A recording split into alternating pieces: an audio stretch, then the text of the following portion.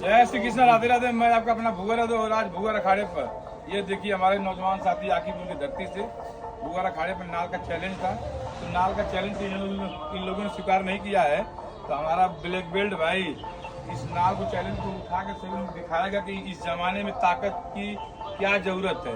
और ताकत तो इसलिए जरूरत है कि हमको रेजिमेंट की मांग करनी है अपने समाज के लिए। तो भैया हमारे अखाड़े का जो प्यारा सा गमछा आप सभी लोगों को पहना बिल्कुल करिए। ब्लैक बेल्ट पहना आप भी इधर से पहनाइए।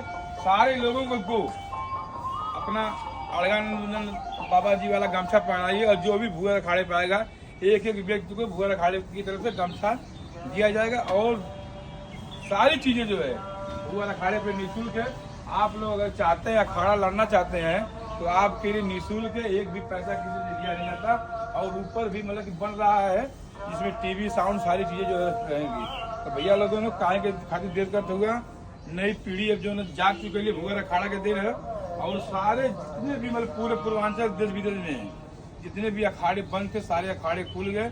और नए नए अखाड़े भी गांव खुल रहे हैं जिससे 18 साल का नौजवान इंस्टाग्राम फेसबुक यूट्यूब से दूरी बनाए और अपनी ताकत को समझे। और हमारा ब्लैक बेल्ट भाई नाल को उठा दो, उठा कर दिखा दो अपनी।